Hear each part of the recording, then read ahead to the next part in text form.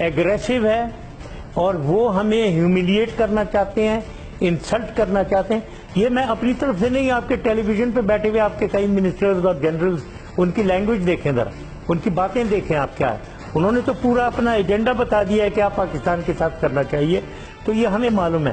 तो हमारे साथ वो हमें इंसल्ट कर आती है, बातें तो दोनों तरफ से एक जैसी होती है। नहीं, पाकिस्तान से नहीं होती, ये गलत आप कह रहे हैं। देखो ये गलत बात मत करो, गलत बात करोगे तो मैं उसे काउंटर करूंगा। बिल्कुल पाकिस्तान से ऐसी बातें जब आप करते हैं ऐसी बातें तो पाकिस्तान करता है। देखें ये कैसे हो सकता है, पाकिस्तान जैसे मैंने कहा हम आपके 1/3 हैं, हमारी फौज आपसे 1/3 है जी।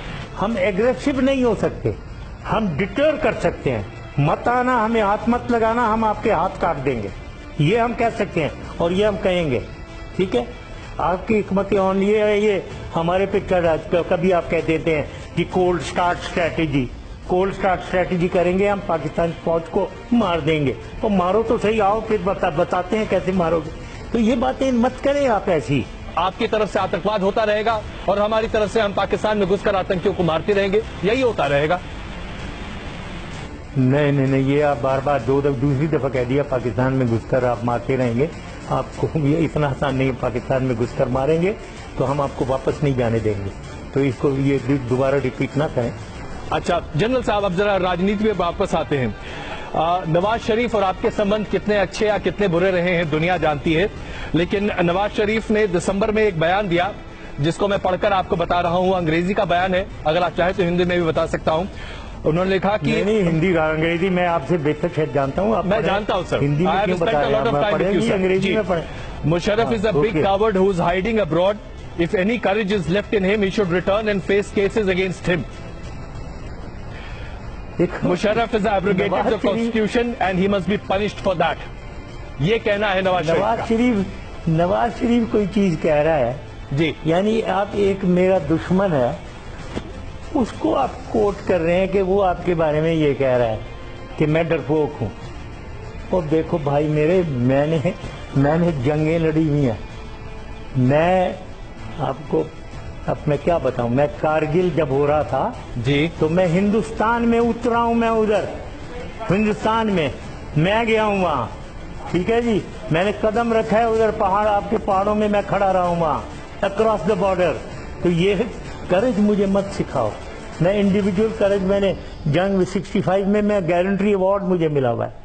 71 वॉर मैंने लड़ी हुई है, कारगिल मैंने, सियाचिन देखा, सब कुछ देखा भाई।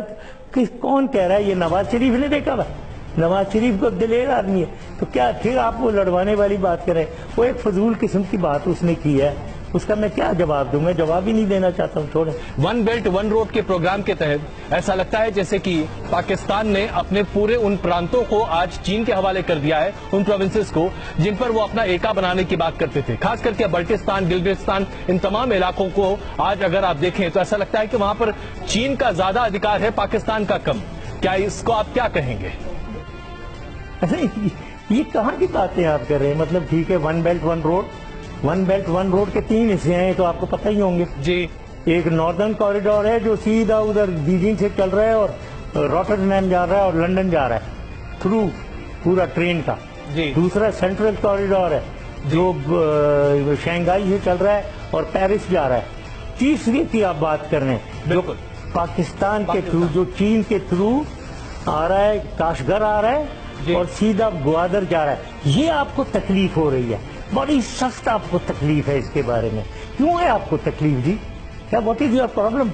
क्या आपको तकलीफ क्यों है? और ये जो आप कह रहे हैं कि पूरा नॉर्दर्न नहीं होगी, ये पूरा नॉर्दर्न एरिया चीन ले गया, कि पूरा ये किसने कह दिया भाई मेरे आपको? तो ये पाकिस्तान है, यस, ये इसका फायदा हमें बहुत है, ये इसका सीपैक का और ये जो आप कह रहे हैं वन बेल्ट वन रोड का जी, उसका तीसरा कॉरिडोर, सदर्न कॉरिडोर, उसका पाकिस्तान को बहुत फायदा है। और हम बिल्कुल हम ये करेंगे और ग्वादर पोर्ट को हम बिल्कुल बनाएंगे, चाहे आप चीन के हाथ हो। बिका नहीं है, आप बिका नहीं है, आप रोकना चाह रहे हैं उसे। हम नहीं रुकेंगे, हम जरूर बनाएंगे, आप जितना भी रोते रहे।